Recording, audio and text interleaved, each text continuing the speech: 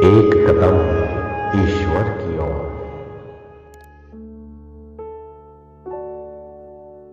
निर्वाण प्रकरण उत्तरार्ध 133वां सर्ग। कहीं पर भास ने जो अत्यंत अचंभा आकाश से 7 द्वीपों के बराबर शव का गिरना देखा, उसका वर्णन। इस अविद्या उपाख्यान में अत्यंत अचंभों के वर्णन के सिलसिले में शवोपाख्यान का भास के मुख से वर्णन कराने के लिए भूमिका बांधते हैं। विपश्चित ने कहा, हे मुनिवर, इस जगत से भिन्न किसी दूसरे अपूर्व जगत में मैंने आगे कहा जाने वाला क्या अचंबा देखा, उसे आप सुनने की कृपा कीजिए। वह ब्रह्म हत्या आदि महापातकों के कारण प्राप्त होने वाले रौरव आदि नरकों के वृत्तांत वर्णन के समान अत्यंत ही विभत्स था। फिर भी अविद्या से अंधे बने हुए मुझे वन्ही देव की वर प्राप्तिवश उसका अनुभव करना पड़ा। कहीं आकाश में, जहाँ आप लोगों की पहुँच नहीं है, एक जगत है। वहाँ जगमगा रही सूर्य और चंद्र की कांति से विचित्र सृष्टि है। यद्यपि वह जगत रूपरेखा से इस ब्रह्मांड के सदृश ही है, तथापि इस ब्रह्मांड की दृष्टि से शून्य होने के कारण इससे भिन्न ही है।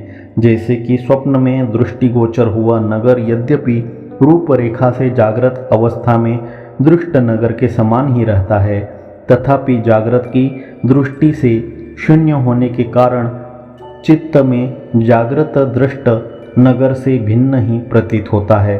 उस जगत में निवास कर रहे मैंने अपनी वांछित वस्तु अर्थात अविद्या का अंत दिगंतों में खोजने के लिए दिशाओं की ओर आंखें फेरी।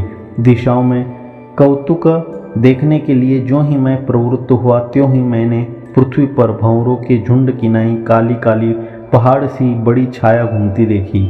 उसके बाद अति विशाल होने के कारण अति आश्चर्य रूप यह छाया करने वाला क्या हो सकता है, यूँ विचार करते हुए मैंने जो ही ऊपर की ओर दृष्टि डाली, त्यों ही झटपट आकाश से चक्कर काटकर नीचे गिर रही पर्वत सी पुरुषाकृति मुझे दिखाई दी। पर्वत के तुल्य महान यह पुरुष ब्रह्मा है, अथवा ब्रह्मांड शरीर विराट पुरुष है। ऊपर से फेंके हुए पर्वत के समान इसका शरीर गिर रहा है। महान तो यह इतना है कि इसने अपने शरीर से तमाम आकाश को ढक दिया है। प्रसिद्ध भगवान सूर्य भी इससे दिन शोभा के सर्वथा लुप्त होने के कारण शोभा नहीं पा रहे हैं। मैं अपने मन में इस प्रकार विचार कर ही रहा था कि अकस्मात आकाश से भगवान सूर्य प्रलयकालीन वायुओं से उखाड़े हुए ब्रह्मांड के ऊर्ध्व कपाल के गिरने से जैसा घनघोर शब्द हो, वैसे घनघोर शब्द वाले वेग के साथ पृथ्वी पर गिरे। भयानक स्वरूप वाली, जिसकी देह का पारावार नहीं था, ऐसी पुरुषाकार वस्तु के गिरने और 7 द्वीप वाली पृथ्वी को एक क्षण में ढक लेने पर मुझे उसके दबाव से द्वीप और लोकों के साथ अपने शरीर के अवश्यंभावी विनाश की आशंका हुई। तदनंतर मैं पास में स्थित अग्नि में प्रविष्ट हो गया। सैकड़ों जन्म जन्मांतरों में मैंने भगवान अग्नि की पूजा कर रखी थी, अतएव उन्होंने चंद्रमा के समान शीतल शरीर बनकर मुझको ढाढ़स दिया। मत डरो, कहा, हे देव, आपका जय जयकार हो। आप हमारे प्रत्येक जन्म में परम आश्रय हो। हे प्रभु, अनवसर में ही यह प्रलय प्राप्त है, अतः आप मेरी रक्षा कीजिए। इस प्रकार अग्नि की प्रार्थना करने पर अग्नि ने पुनः मुझे ढाढ़स देते हुए मत डरो कहा, और यह भी कहा, हे अनघ, उठो, हम दोनों अपने अग्नि लोक को जाते हैं। तुम आओ, किसी प्रकार का सोच मत करो। यह कहकर तदनंतर भगवान अग्नि अपने वाहन तोते की पीठ पर मुझे बैठाकर पूर्वोक्त गिरे हुए शव के शरीर का एक हिस्सा जलाकर उसमें से निकलने के लिए एक छिद्र बनाकर आकाश में उड़ गए। तदुपरांत आकाश में पहुंचकर मैंने वह पूर्वोक्त शव पतन रूपी महोत्पात देखा, जो अति भयानक कष्टप्रद आकृति वाला था।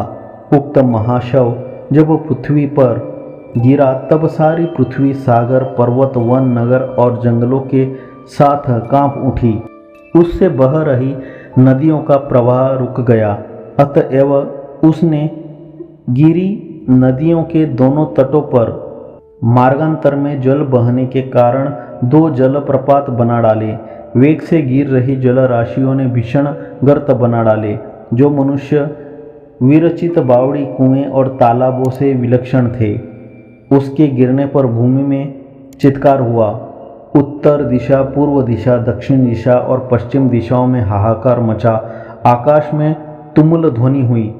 पर्वत और प्राणियों के साथ सारे जगत ने प्रलय की भ्रांति से भयभीत होकर विविध प्रकार के चित्कार, रोदन, हाहाकार आदि किए।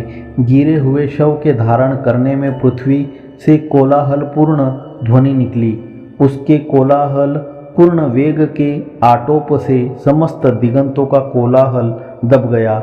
आकाश ने भी अत्यंत तेज होने के कारण अन्य ध्वनियों से न दब सकने वाली घुमघुम ध्वनि निकाली। यदि अनेक गरुड़ भय से भागे तो उनके भयपूर्वक तेजी से भागने में जैसी प्रचंड ध्वनि होती है, ठीक वैसी ही वह ध्वनि थी। पर्वतों की गुफाओं को खूब तोड़ने फोड़ने से पैदा हुआ घनघोर शब्द भीषण भय के लिए तथा कान, हृदय आदि का भेदन करने के लिए चारों ओर से पैदा हुआ। उक्त शब्द उत्पातों के कारण भयंकर वेग वाले, अतएव जालों की नाई अपनी ओर खींचने वाले प्रलय वायुओं से कुपित हुए प्रलयकालीन मेघों के निर्घोष को अपनी तीक्ष्णता के सामने मात करना था। उस शव के वेग से गिरने पर पृथ्वी कोलाहल पूर्ण हुई। दिशाओं के मारे कोलाहल के गूंज उठने से पृथ्वी में 100 गुना अभिघात हुआ। पृथ्वी पर अभिघात होने पर कुल पर्वतों के महातट मटियामेट हो गए और हिमालय के शिखर पाताल को चले गए। मेरु पर्वत की शिला के समान रूपरेखा वाले शव के गिरने से पर्वतों के शिखर तहस नहस हो गए। पृथ्वी के टुकड़े टुकड़े हो गए। समुद्रों में ज्वार भाट आ गया। पहाड़ रसातल चले गए। सकल प्राणियों को क्लेश हुआ। प्रलय चाहने वाले रुद्र आदि गणों का खिलवाड़ हुआ। सूर्य पृथ्वी पर गिर पड़ा। द्वीप समूह अच्छन्न हो गए। पहाड़ों का चूरा चूरा हो गया और पृथ्वी मंडल छिन्न भिन्न हो गया। उस शव को आकाशचारी देव, गंधर्व आदि ने महान आकार से दूसरा भूतल सा, ब्रह्मांड का दूसरा अर्धभाग सा, गिरा हुआ आकाश सा देखा। इसके पश्चात जब मैंने गौर से उसे देखा तो वह मांसमय पर्वत निकला। उसका एक अंग भी सप्त द्वीपा पृथ्वी पर नहीं समा सकता था। उसे देखकर मैंने अपने ऊपर सदा अनुग्रह करने वाले भगवान अग्निदेव से पूछा, भगवान यह क्या है? वह मांसमय शरीर कैसे गिरा? उसके साथ आकाश से सूर्य कैसे गिरा और पर्वत, वन और जलधि सहित भूमि तल में यह क्यों नहीं समाता है? भगवान अग्नि ने कहा, वत्स, जब तक शव के गिरने से उत्पन्न हुआ उत्पात पूर्ण रूप से शांत नहीं हो जाता, तब तक त्वरा का त्याग कर तुम क्षण भर प्रतीक्षा करो, उसके बाद मैं तुमसे सब कहूँगा। इसके पश्चात अग्निदेव ऐसा कह ही रहे थे कि 10 दिशाओं से उन जगतों की जाति वाले आकाशचारी सिद्ध, साध्य, अप्सराएं, दैत्य, गंधर्व, नाग, किन्नर, ऋषि, मुनि, षोडश मातर, यज्ञ, पितर, देवता आदि आ गए। उन सब की वेशभूषा आकाशोत्पन्न थी। उन आकाशचारी सिद्ध आदि ने भक्ति से सिर नवाकर, शरीर झुकाकर रक्षा करने में समर्थ सर्वेश्वरी कालरात्रि देवी की स्तुति की। आकाशचारियों ने कहा, जो देवी महाप्रलय में संहार को प्राप्त भगवान ब्रह्मा जी की कपिल जटाओं को अपने खट्वांग की चोटी पर बांधकर, अपने वक्षस्थल में दैत्यों के मस्तकों की माला बनाकर, गरुड़ के पंखों से मुकुट बनाकर तथा समस्त प्राणियों का संहार कर पर्वत भूतल रूप इस जगत का पान करती है, इस प्रकार सारे जगत का ध्वंस करने पर भी जिसे तनिक भी दोषों से स्पर्श नहीं होता, अतएव जो कि त्यों शुद्ध चिन्मात्र स्वभाव है, हम लोगों पर अनुग्रह करने के लिए शरीर धारण करने वाली वह देवी अवश्य पालन करने योग्य हम लोगों का पालन करे। 133वां सर्ग समाप्त।